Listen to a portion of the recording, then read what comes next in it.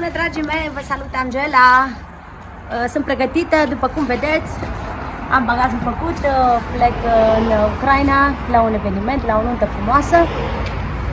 Abia aștept să cânt și să ajung acolo cu bine. Totul e în regulă, să știți. Măriuca e bine, da?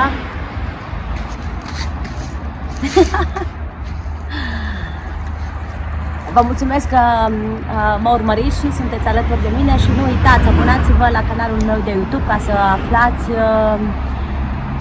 ce fac eu, toată activitatea mea, familia mea, să vedeți familia mea și ce fac eu în fiecare zi, aproape în fiecare zi. Vă pup cu drag, ne vedem în Ucraina!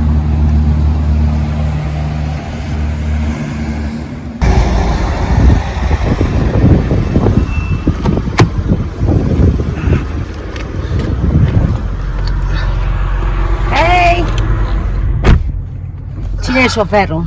Păi... Cine își permite? Cine își permite, nu? Bineînțeles. Da.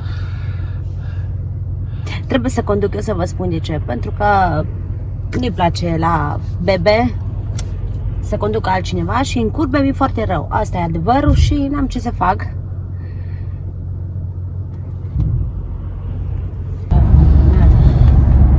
Ce gospodari sunt oamenii. Aici sunt foarte gospodare oamenii în Ucraina, adică uitați-vă ce casă au. Sunt cam mici casele, cei drept. Sunt niște oameni extraordinari, harnici, se duc și lucră pe la Moscova, lucră la Kiev, lucră în țară, se duc cu construcții, cu... Dar e foarte bine că au reparat drumul. Frații noștri. Sunt frații noștri, aici 5 sate de români care țin tradiția noastră, tradiția din Maramureș.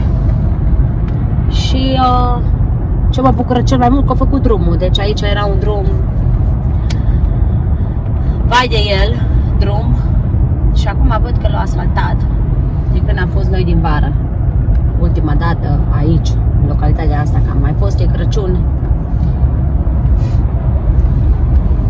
Să vedeți, casă. Cam așa, aici e apșa de jos. Și vreau să salut pe această cale și cu acest filmuleț pe toți ucrainenii, pe toți românii de aici din Ucraina, pentru că tare mă plac și mă cheamă la evenimentele lor și vin de ani de zile aici și vreau să le mulțumesc din suflet pentru acest lucru și să le urez tuturor sănătate.